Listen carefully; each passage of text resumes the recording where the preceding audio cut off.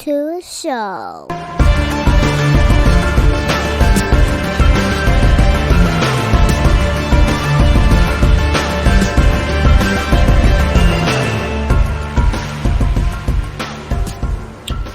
What's going on, everybody? Welcome back to another episode of Off the Mats Podcast. It's me, it's your host, it's Dante. I haven't done that in a while. And this week's episode, I have a returning guest. He was on last April with me. We talked a little bit about mental health and psychology, and I want to have him back on again so we can have this discussion a little deeper. So, welcome back to my good friend Raj. How you doing, buddy? Yeah, I'm doing good, thank you. Just uni, same old, same old. I think beginning of the year as well, a lot of people can relate. Just Yeah. stressful times, really, in every way possible. What's Yeah. the weather like? How's the weather over where you're at? Does that affect? It's Is that affecting awful. everything?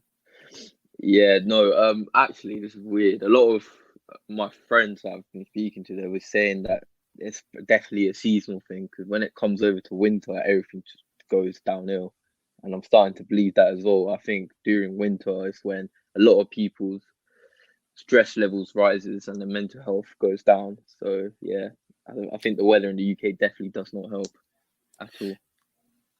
I used to argue, well, not argue, but I used to always kind of deny it. My wife, whenever it rains and I'm like in a low mood or Mm, I'm tired, she's like, "Well, it's raining outside, so that's probably it."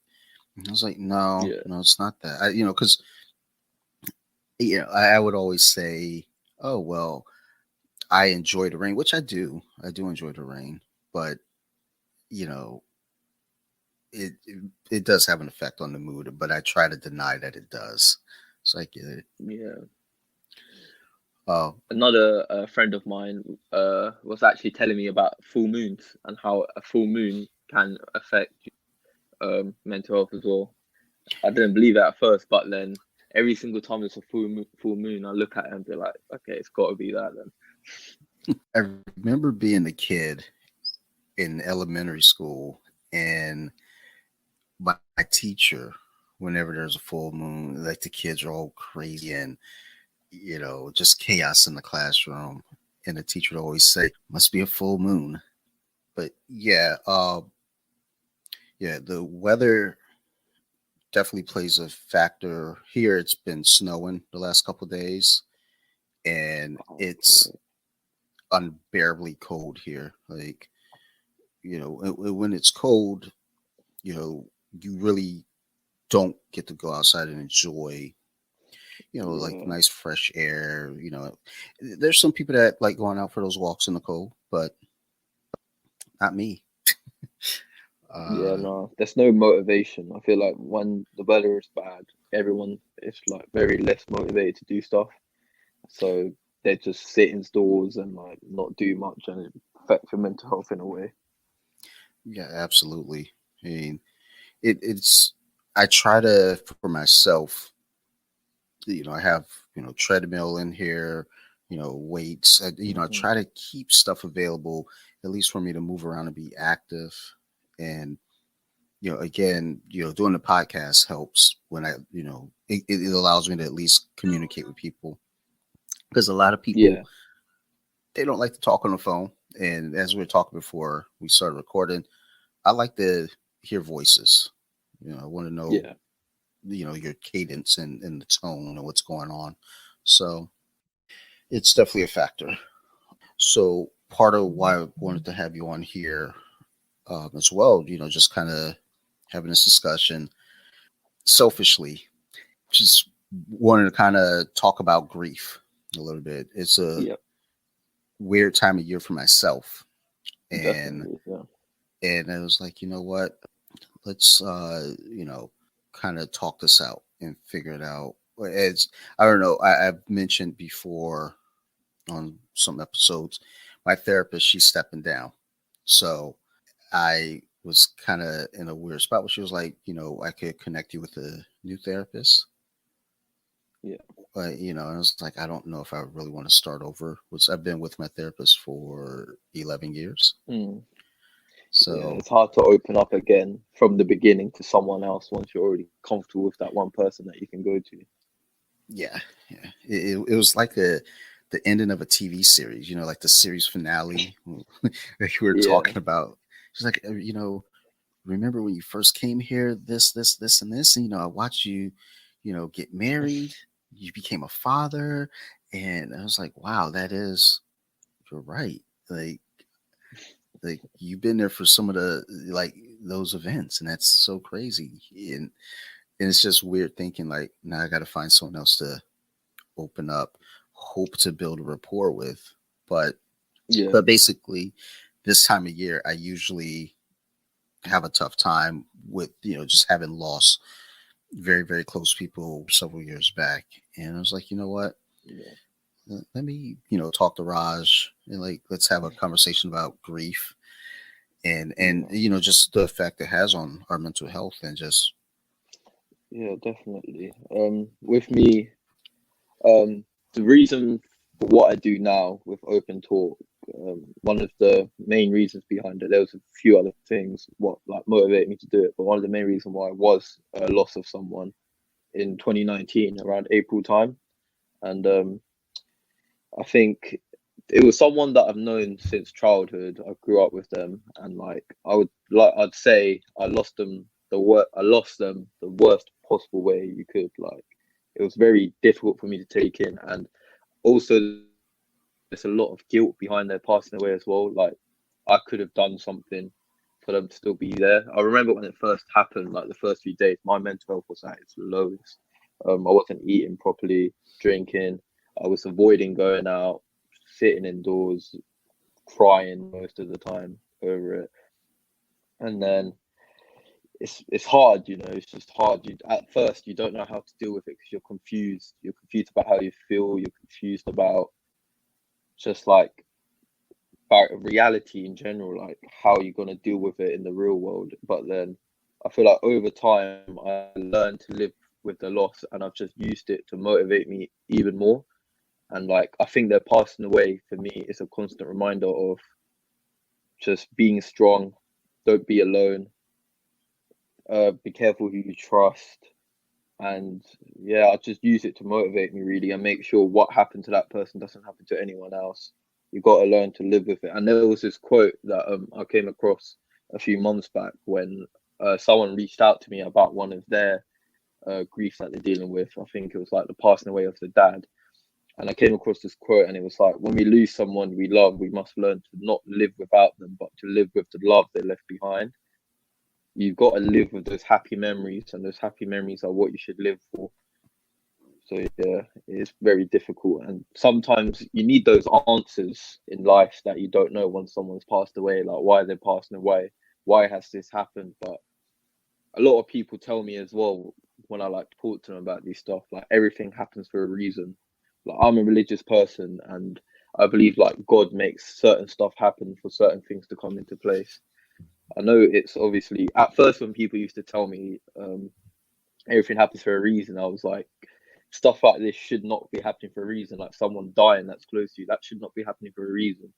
But at the same time, that person could be going through pain themselves, and it's just sometimes you've got to just like move on and learn to live with that love that they left behind.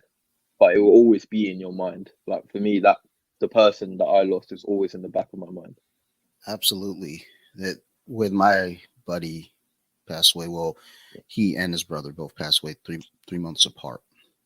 They're Yeah, both two of the closest people to me, good. and it was just such a I don't know, like when the older brother passed, he was in a bad car accident, and we're so used to this I dude remember, yeah, surviving everything and coming out of everything, and we saw him in the hospital. The injuries were just too overpowering. He couldn't survive the injuries from the wreck. Um, and then the younger brother, this was in July of 2010. yeah, In October 2010, over that, those few months, I would try to talk to him a little bit just to, just see where he's at, see how he's feeling. Um, he didn't really want to open up a whole bunch about it. I mean, he said not at the moment. He was willing to talk. He just didn't want to talk at the moment, and we never got that moment. He had passed away, and the thing that really got me is that we spoke the night that he passed away. Uh, I was watching UFC 121, and it was Brock Lesnar versus Cain Velasquez. And I told him, like, dude, come over. Like, I got the fights. Come over. He was like, nah, dude, I don't really feel too well. I'm really tired. It's been a long day. And normally I'll tell him, like, dude, come crash on my couch. He's also a wild sleeper. And my computer was next to the couch. And I was like, I said, never mind, because you might kick my computer over. I don't need you kicking my shit over. Kind of joking and playing with him. After Brock Lesnar got knocked out, like, we hung up and it was like, I'll catch you in the morning. After Brock got knocked out, I called him. I was like, yo, just started talking about the fight. So we talked for another 2 hours after the end of the fight. So it was like 3 a.m. by the time we get off the phone. And that was it. That was the last time I spoke to him. And I went through this battle in my brain saying, had I asked him to come over, would it be any different? What would he, because we don't know if it was a drug overdose. We don't know. Yeah. I don't know if he just, his heart just gave out. That's the worst one. Yeah. It's worse not knowing how they died or what was the reason as well. And I like to touch on the fact you said you were the last person that he spoke to. And it's similar with me as well. The person I lost, they were basically killed by a mentally ill person. But the last person they messaged before that happened was me. And I remember when it was happening, I look back at those messages, like, I'd think to myself, I was like, wow, like, the last person he messaged before he died was me. And it used to hit me, and that guilt, and like, it's just, it's a crazy feeling, man. Like, I can imagine how you felt, and it's just, It's, I never contacted his mom to find out what the autopsy report was. Just because there was a lot of speculation, and I was just like, you know what? I don't know that I want to know. So it's just a mystery to me.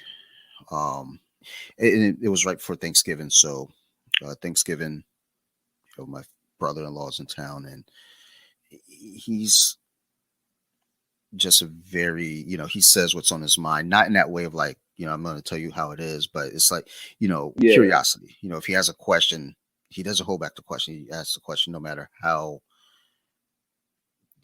inappropriate the question might be.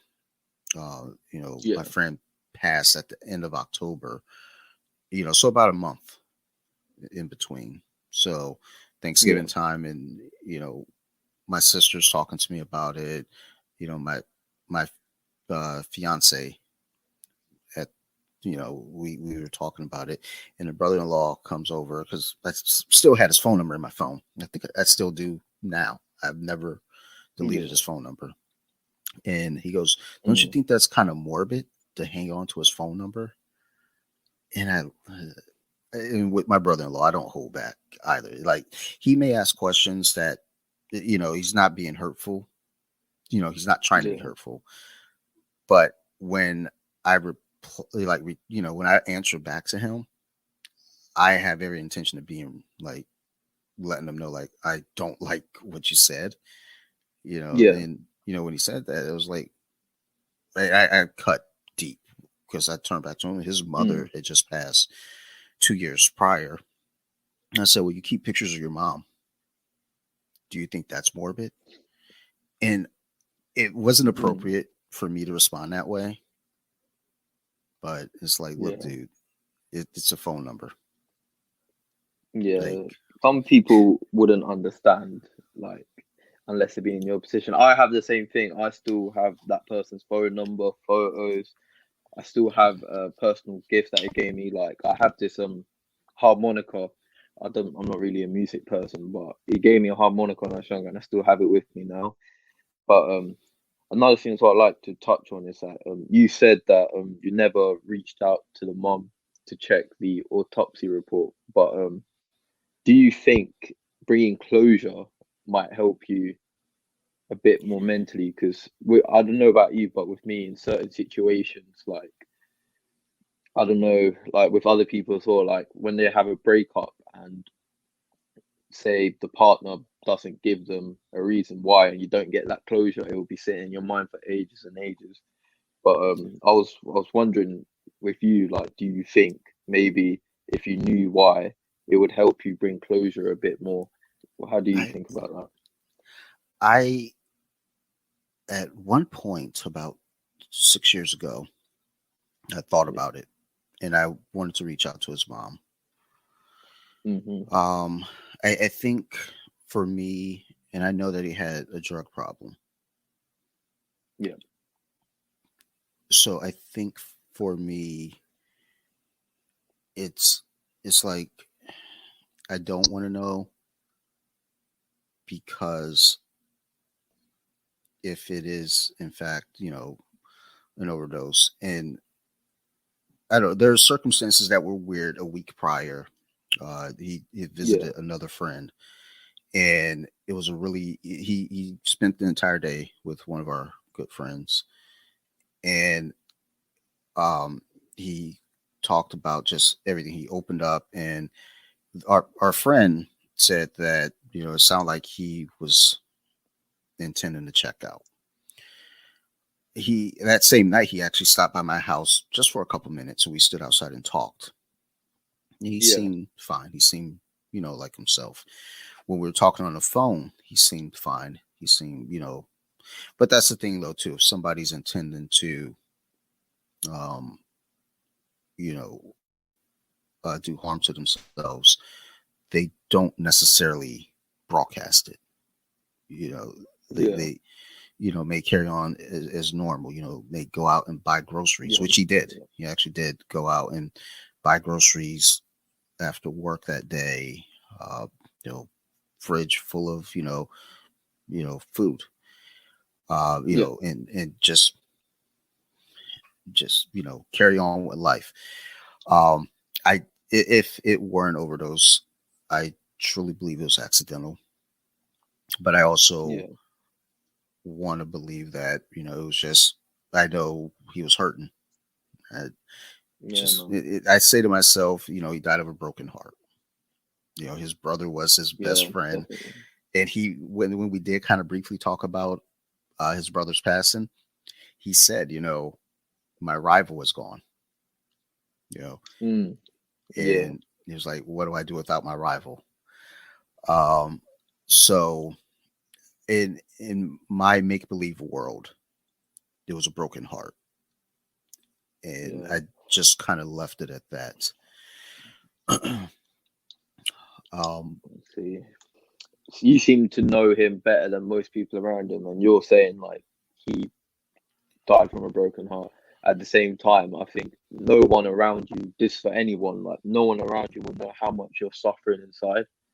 You always, I think with most people, they just never show how much they suffer inside because on the outside they want to look fine. So yeah, he could have been suffering so much inside that I don't know. Like everyone says, you never know why certain things happen, but maybe his pain is gone now and he is in a better place, definitely. And that's one yeah, thing to remember as well. Yeah. yeah. I try to always, like, I justify things at times in my mind. Mm, Um, yeah, so my life where it is now, I'm happy with it. I since his passing, I've started training Brazilian Jiu Jitsu. Uh, you know, I have met some wonderful people who have become very good friends to me, and that were at my wedding.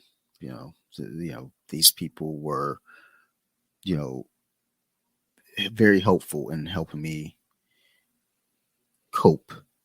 And, as time has gone on, I, you know, have a daughter now, Yeah. and I always kind of justify in my mind, if he were still here, I don't know that a lot of this would be the same. I don't, it couldn't be. Yeah, exactly. So we'll never know, but because he and I would get in trouble a lot, like a lot of trouble all the time. Yeah. We go out, drink, just be silly. Not troublemakers, but we were just Yeah. goofballs. We go get a bottle of vodka, sit at the kitchen table, and just sing like Yeah. obnoxiously loud at like 2, 3, 4 in the morning, and it was fun times. But also with us having our fun times, my fiance then, now wife, she was never happy about that. She hated it, and I feel like at some point she would have been like, you know what, it's like you gotta knock it off. And I'm stubborn, Yeah. so I don't I don't think. know about you, but I see life as like a butterfly effect. You know what I mean by that? So like every little thing you do like leads on to another thing. It's like those games, like the story games where you have to Yes. choose between two different decisions. I feel like literally from like the smallest thing of like, say I'm sitting downstairs, want to go upstairs, that leads to a different certain event. And Hmm. with like losing someone as well, the way I see it is like it's I don't know how to say it. It's like when you lose someone, like that leads to different events, and hopefully those events is just a reminder of how to like deal with the passing away and deal with the love they left behind with you, and hopefully the events afterwards lead to a positive, just like positive events after that. And that's the way I see things. I'm starting to see it more and more now, to be honest. No, I definitely get that. I agree. Uh, Actually, one of my favorite movies is The Butterfly Effect. I like stories Oh, and movies like that where yeah, you get to see kind of the ideal of what would have happened if this didn't take place versus this taking place. exactly. And um it's always that internal battle of wondering, but we'll never Yeah, know. So it's that just kind of always puts me in a weird spot, especially this time of year, just with my birthday upcoming, and then his birthday. My birthday's in yeah, February, his birthday was in March. So I didn't do much for my birthday, but I'd always get a call from him or a text from him. Hey man, what are you doing for your birthday? And then for his birthday, same deal. yeah. So these 2 months are just kind of those months where it's just like, it's not a bummer, but it. I do a lot of thinking during No, February and definitely. Yeah. March. It's really hard. You can't help it as well. Like the person that I lost, the same person, 2019, his birthday's the day after mine. Mm. So I tell everyone like, I don't want to do anything, but I don't like celebrating it. But luckily, I have the people around me who make sure like I'm not lonely on my birthday. They're there for me, and we end up doing something. But I never like doing anything heavy. I try and avoid it. But yeah, Yeah, that's now really what I do is, especially now having a family, it's like, look, I just want to spend the day with my family, whether it be we go out somewhere, like mini golf, or go out to Washington, D.C., hit the museums or something. yeah, Um, just something simple. I mean, I'm also older now. I'm in my 40s. So, I'm not yeah, thinking like, let's head down to the bar and close it out. Like, no, it's definitely the change over the years in my maturity, but also, you know, not having him around, it is yeah, that weird thing of, if he were still here, how would I handle my yeah, birthdays? So, and I think I would still kind of matured into wanting to spend my yeah, birthdays kind of very quiet. but again, we just don't know.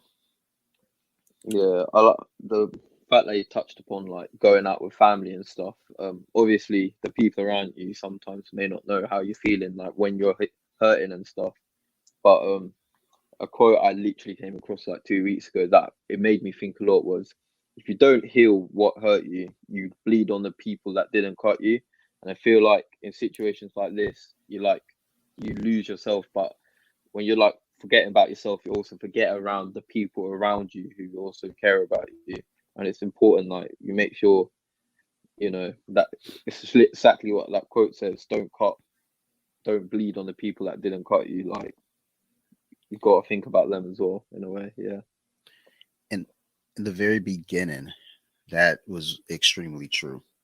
Like Mm, I was, I was a mess. I was yeah. like out every single night drinking, and I think what was happening is I was hanging out with a lot of coworkers, trying to fill a void, trying to Yeah. find new friends, and these friends only want to go out and drink and party. And the thing is with my buddy, yeah, we like to drink. We like to more so sit around at home and drink. We weren't really like, let's go out to the Yeah. bar, guys, because the bar is expensive, and just there's too many possibilities for negative interactions with just strangers. So we would tend to stay in, but right after his passing, we get into 2011, and just kind of just going out, getting just blitzkrieg drunk. Just I got a DUI during that time, Yeah. and it wasn't even like, you know, I think it was almost at this point where I was aware like I'm messing up, and then getting a DUI kind of really let me know, like, dude, you're really really messing up. And Mm, uh during that, like right after the DUI, uh I I decided, I'm not going to drink for a while.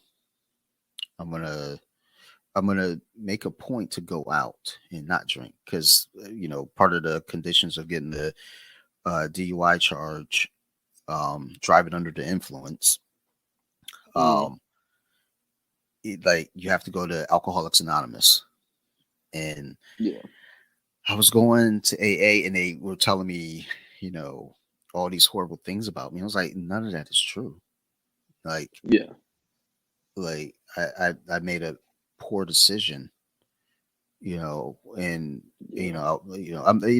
and part of me, it's not like using the excuse of grieving as the reason for drinking, but I guess it is. I was like, look, I'm hurting, I'm just trying to drown the pain. Mm, And yeah. after going to a couple sessions at AA, I was like, look, I'm gonna prove to myself and everyone else I can go out without drinking.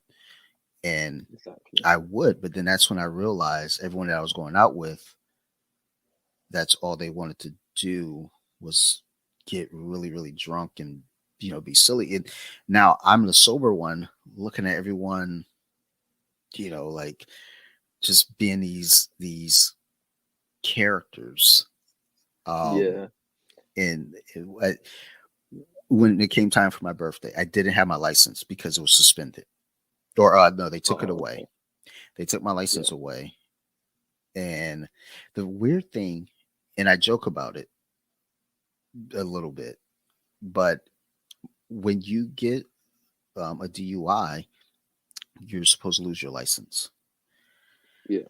or something. I can't like basically. I went down to the motor vehicle administration, and I was able to get my license back with no problem, no points. So that, like, Yeah. there's nothing reflecting my license saying, you know, whatever. I got my license with no problem. So always joke, and I tell people, like, look, if you're gonna get a DUI, make sure you have a suspended license. You'll get your shit right back. Um, Yeah. it's kind of horrible, but that's what happened to me. But prior to my birthday, I said, there's this bar nearby that I know I can go to without having to show ID, and I could just hang out there, have a couple beers.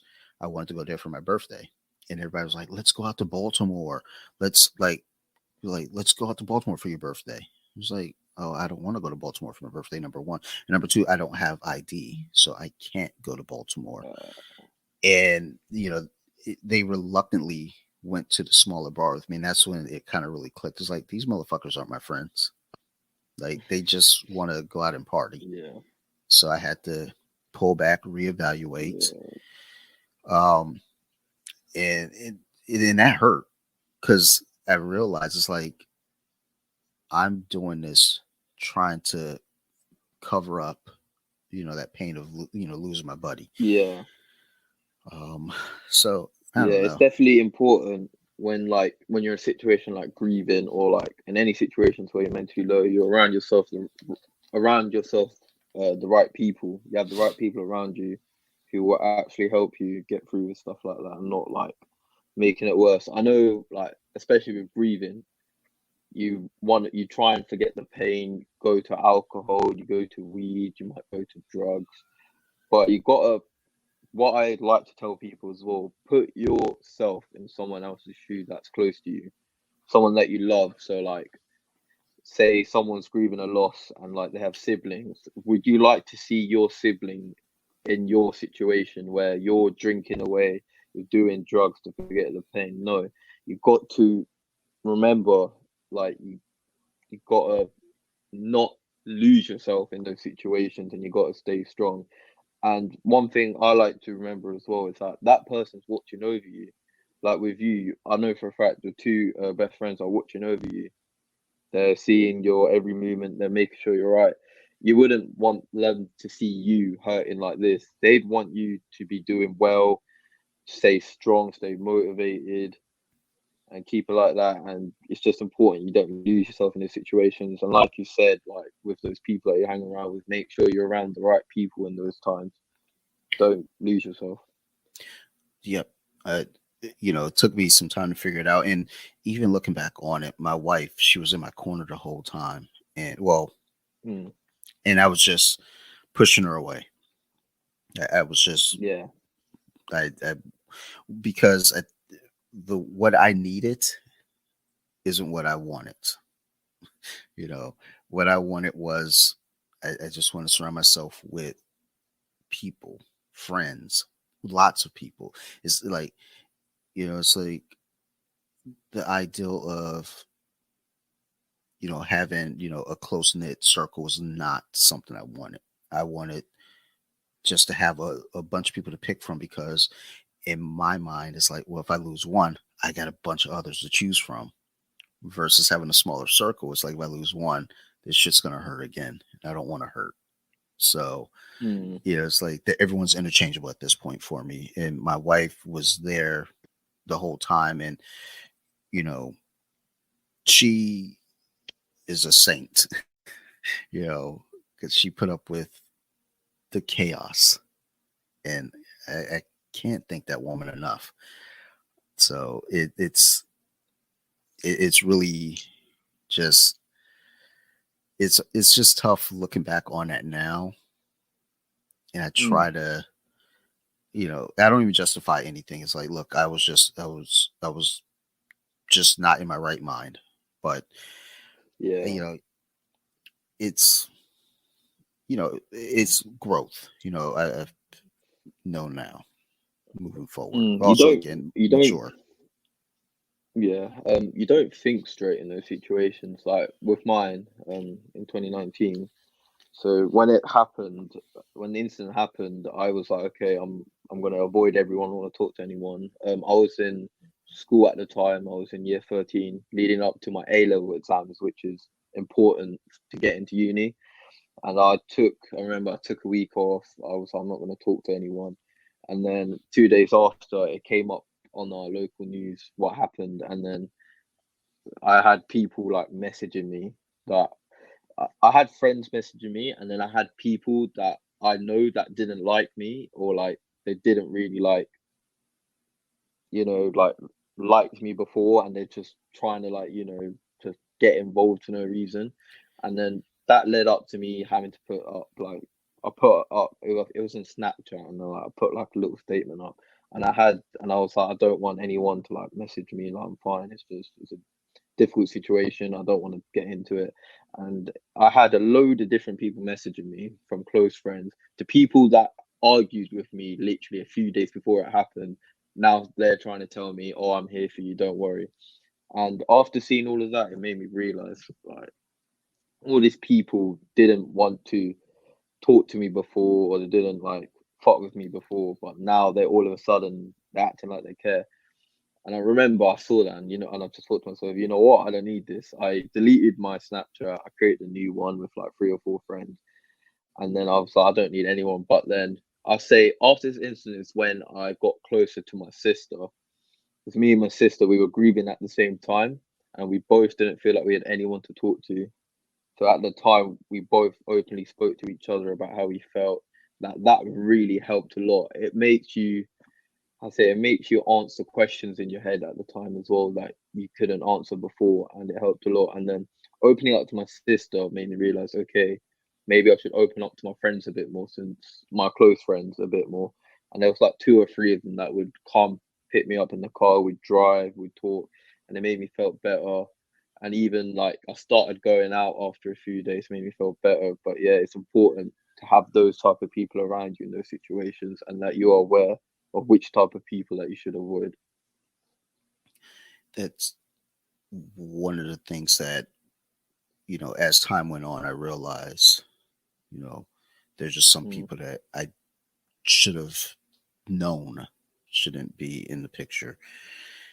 And the ones that were really looking out for me and trying to help, those are the ones I was pushing away and saying, I'm fine. I don't need anything. I'm okay. And, meanwhile on the inside, I'm just, uh, you know, a wreck. Uh, so yeah, dur- during your grieving, you know, did you feel like at any point you had to hide like your grief or like, the hurt? Um, yeah, yeah, definitely. I remember, so whilst it was still fresh, there were a few times where I had to go out. I had to go to school for a meeting about it, and I remember I'll see people from my year, and I'll just like, I'll pretend like I'm fine, like I had to be fine. And around my sister's kids as well at the time, they were very young. They were like 4 and 6 at the time, and they don't know what was going on. Like they were very close to the person who passed away as well, so we had to pretend like nothing was happening, like we're fine when we're around with them. And it's hard. It's hard to hide your feelings like that, and it is important to like sometimes to let it out, but make sure you let it out to the right people. Like I was saying before, my sister and like 2 or 3 friends, and that definitely made me feel better. But yeah. Yeah. I remember my goddaughter, she was really young, and Mm, we were all kind of around, like, just, it was very quiet in the house. And she asked, what was going on. And I was trying to explain it to a child, basically, like as yeah, gently as it possible. And hurts. her mom just like blurted straight out, like, so and so died. Mm, And, I look and I was like, okay. Like, and I get for some people, they don't want to sugarcoat things with their kids. And that's fine. Do yeah, what you do with your kids, But for me, the way I like to handle things, whether it's my kid or not, I'm not going to be, blunt and straightforward. I want to, kind of say it without being traumatic, I guess.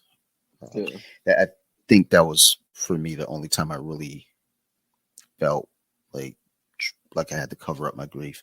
I mean, I'm the kind of person, I'm very on the surface. If something's bothering me, you'll yeah, likely know. Uh, so I don't know. It's weird, yeah, but I often wonder too. You know, during all of this, is like, will I be okay? Just thinking about myself is like, am I going to be okay? Like, is this something that I'm going to grieve this hard at least forever?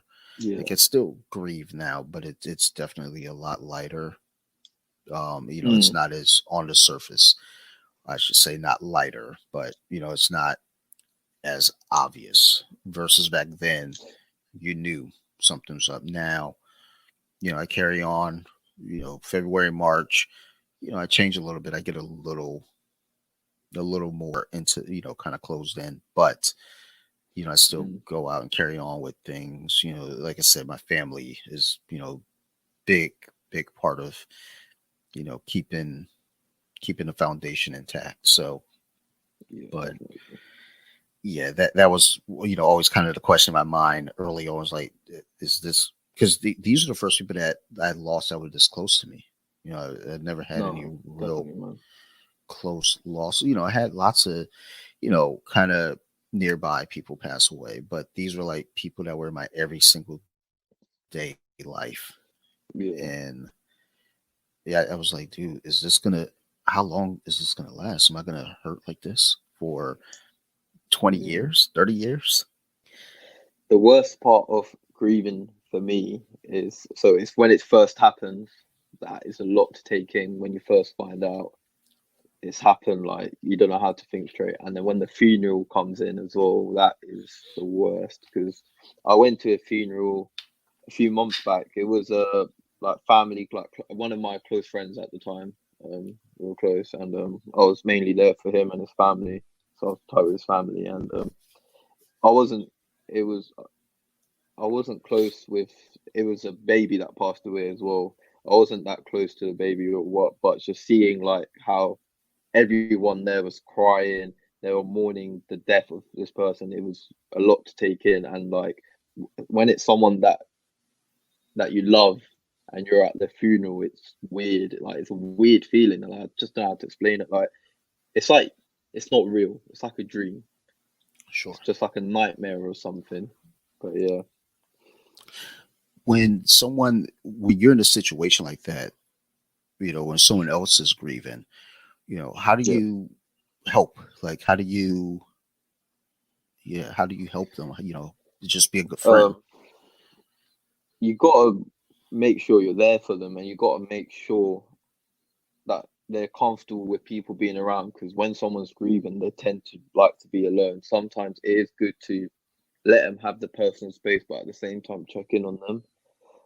But you gotta let them know that they gotta express their feelings, because if they keep it inside, it's not going to do them any justice. And with people grieving that's come towards me, I've mentioned this before. Like, I let them know that person's with you. If that person is as much, if that person is someone you loved strongly, that person will always have a piece of you, and they'll be there for you, no matter what. So you got to imagine they're following your footsteps, and that you don't want them to see you hurt, and you don't want them to see you at your worst. They want to see you at your best. So you got to pick yourself back up. Use their passing away as motivation. Motivate yourself to do something that you want. Like, that person's passing away, the one that was close to me, was one of the reasons why I wanted to start open talk, because that whole incident was like, to me, a constant reminder of sharing your feelings, expressing it, and not being alone. And that incident that happened in 2019 is a constant reminder, and that's one of the reasons why I started Open Talk, which is my mental health page. But yeah, you just got to remember that person's always with you, and they want the best for you. They wouldn't want to see you hurting. For sure. I actually just sent a friend to your page, and they messaged me back, and they're like, "Oh my God, I love this. I love this. This is exactly what I need." Um, Yeah, so it was nice to hear, like, you know, that it's like, okay, we found something that's gonna be of use, to you. Like, it's like, this yeah, is, and I sent them the link to our previous episode, and they're yeah, like absolutely blown away. Um, she's actually has her own podcast. I think I mentioned it to you before. yeah. I You told her, have. I was like, reach out to him. He's a really, really, really nice guy. Just super patient, just like amazing. Yeah. So, They um, reached out to me and did ask to come on the podcast, which I'll be hopefully doing soon as well. So yeah, look out for that, I guess. I'm looking forward to that one as well. he's out here making the podcast rounds. And I'm telling you, the next step for you, Raj, just you can do it. I know you're busy. You got a lot Let's going see. on. Yeah, All you gotta do once a month. yeah, Um, something in my mind. Let's see. like with grief, like what are some things that you think people kind of get wrong about, grief? Like when, someone on the outside is looking in, you know, like what do you think are some of the assumptions and things that just people get wrong about it? Ooh, that is a good question from the outside. I think with me as well, because I, similar to you, I haven't lost anyone that I loved till then, or anyone that I knew. Like even before that incident, I remember I went to one of my auntie's funerals, so my dad's sister funeral, but literally my whole life never spoke to when it wasn't close with her. And then I went to a funeral and I got to see from an outsider perspective of how like the people that loved her, how they were affected by it, and that started to make me understand. But I think one is like a few assumptions. It's like people think once a person who's grieving, they've become better, that they've just completely forgot about that person that passed away. That is not true at all. Like that person, like I've realized as well, like that person's always in the back of your mind. They're always there, but you're just, how I say, you're on the outside. You're just got a face, a cover to show that you're fine, but that person's always in your mind. If it's someone that you truly love, or someone's passed away that's affected you that much, they will always be with you, and that's something I feel like a lot of people on the outside forget about because they think they see you being happy, doing better, and they're like, oh, they forgot about that person. It's whatever, but that's not true. I During think, the yeah, during those years, I was on Facebook a lot and post a lot, no matter yeah, what my feelings were, whether they were hurting, whether I was being silly, whatever. Maybe I was always posting. I'm known for just finding the most ridiculous things and just posting them. And during that yeah, time, I would still put up a post saying how much I miss them, uh, you know. But then following that, I put up a meme just that was just completely just silly.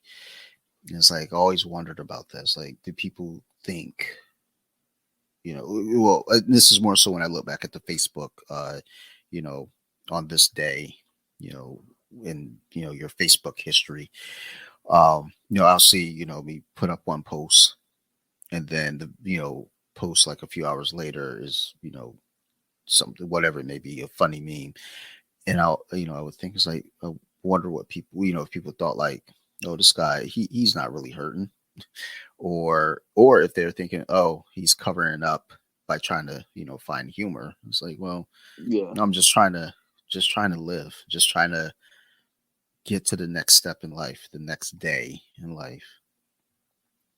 You never know how much someone is hurting on the inside, and if you don't know, it's best for you not to make those assumptions or get involved.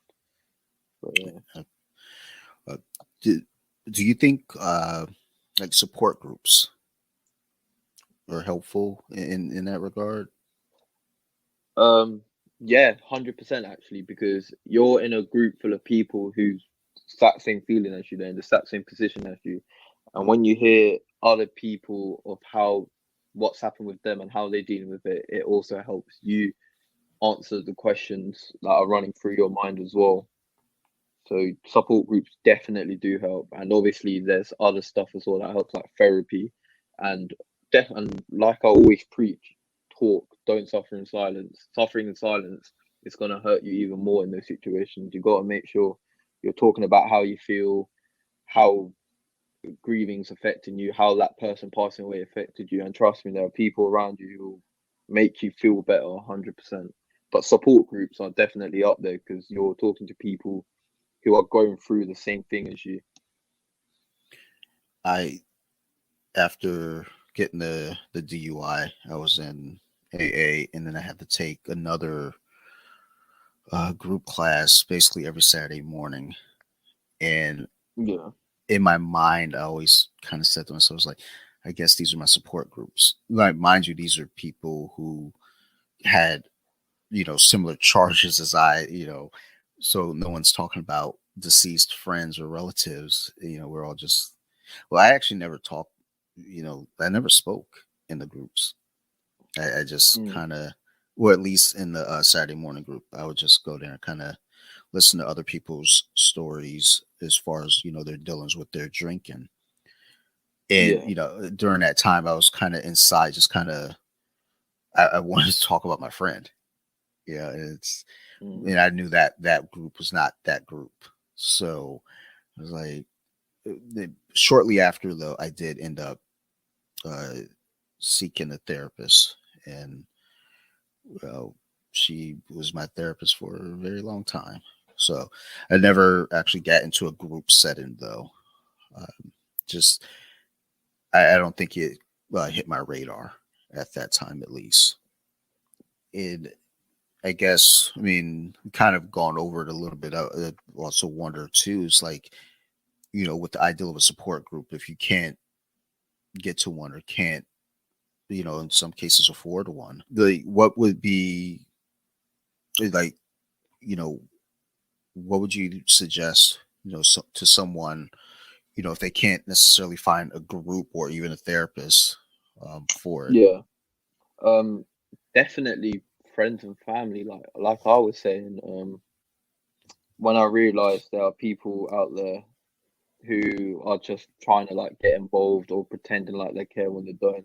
I went to my sister because we were going through it at the same time, or or even going through, or even talk to someone who going through the same grievance. So like, let's say, um, you and your friend lose another friend who was really close to both of you. Sometimes talking to them will help as well. Like that's another thing I'd say as well. But family and friends are definitely there, and if you're not comfortable with family or friends, there are definitely people privately you can speak to on Instagram. Like, there are other like mental health pages out there who are more than happy to talk to you. There are like mental health helplines on there that you can talk. Like in the UK, we've got Samaritans, Mind, all of that stuff who definitely will be there. But for me personally, from my personal experience, family and friends definitely help. Like before that, before the passing away of that person, I never really openly spoken to my sister. But even once I openly spoke to my sister, like it helped me understand a lot, and I learned a lot about my sister through it as well, and our relationship got a lot better from it as well. That's good. I'm glad, there that development came out of it. So that's really Yeah, good. I can say also, when I was looking for friends in the wrong places, I did have a lot of other really good friends that were there. I think I was just kind of neglecting them. And over the years now, we've all really become like very close. Again, as we've all kind of grown in age, matured, we have families now. It's almost kind of like, look, we're the ones that are here. We're just, the the ones who've made it to this point. So let's hunker down and stick together type deal. So despite, yeah, the loss, you know, like I said, I feel like some things may not have happened a certain way. It's almost like, at least for myself, I like I said, I try to justify the loss by saying, well, it's like, watching a TV show and a character leaves the show. It now forces the story to go in a different direction than what it was going, previously, for better or for worse. Um, yeah, so I always try to, justify that in my mind. It still stings. It still hurts. I mean, like I said, this time of year, it gets, a little sad. Um, but we power through and make the best of what we have. So Raj, I feel like I owe you my what I pay my therapist. Like I need to send you No, the payment. You like this was a therapy session for me, so thank you for that. Um, no, thank you as well. It's nice to talk to someone about this stuff because it's hard to relate to a lot of people with any of this because a lot of people may have not lost someone loved, or with me as well, may not have lost someone the way I did, and sure. to know like we both went through a similar phase afterwards as well, and how we dealt with it afterwards. Like it's nice knowing I wasn't the only one. It feels like I wasn't alone now. You know what I Yeah, mean? It's like, yeah, it's really weird to think. We this planet has nearly 8 billion people on it, and in a situation like this, we all mm, have that same feeling. Like we feel like we're alone, and you know, and for to some extent, this is your own experience. So you are alone to some degree in that regard, but yeah, others have, experienced similar situations. And similar, yeah, so, yeah, it is nice to be able to speak to someone and say, like, look, I went through this. And, you're like, oh, so did I. Like, how did you handle it? Oh, I never thought to, do it that way. Like, okay. yeah. So this, this Gives you was, a better understanding. yep, yep. This was helpful for me, just like looking back on it and like even talking about it a little bit. Um, I'm glad. I'm so glad.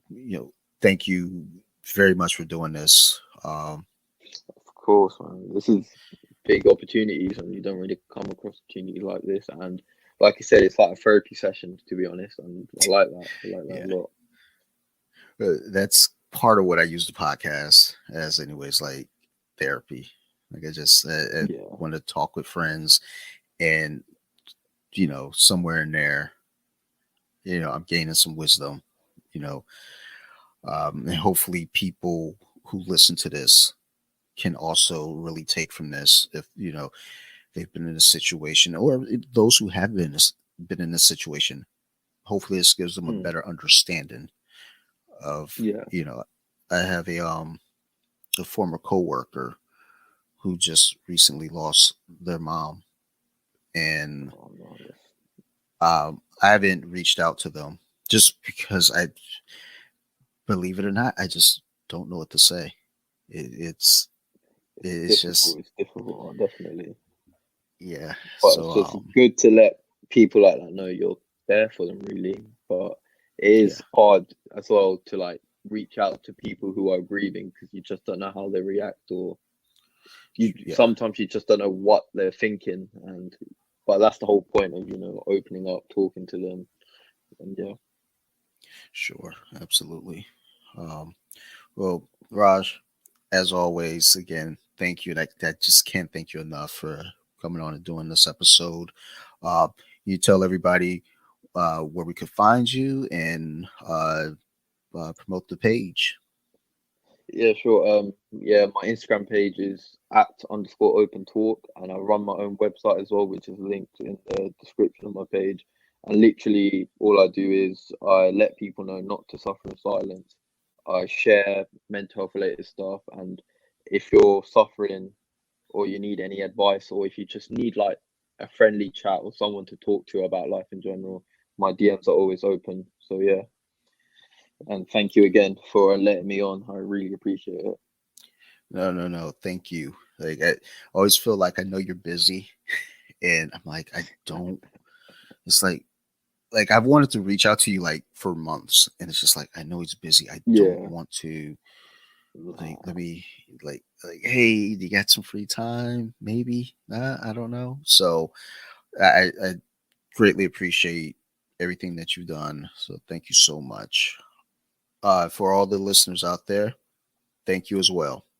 We appreciate everyone who supports the podcast, everyone who's listening, reposting, commenting. It all carries over. It does help. So thank you.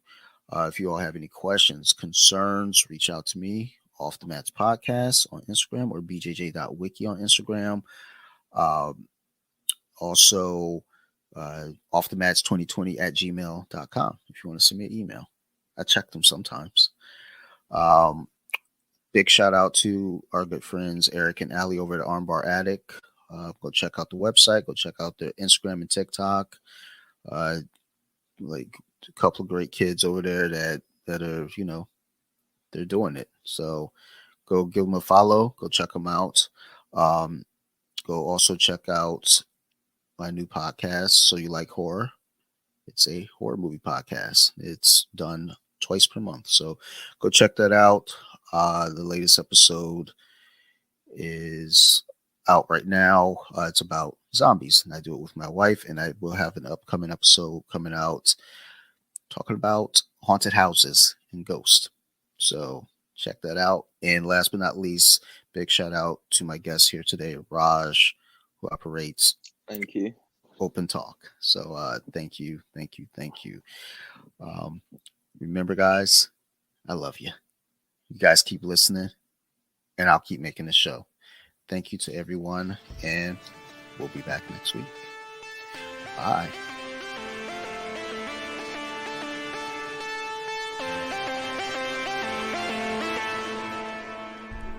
They were with it. Now let me sing a song.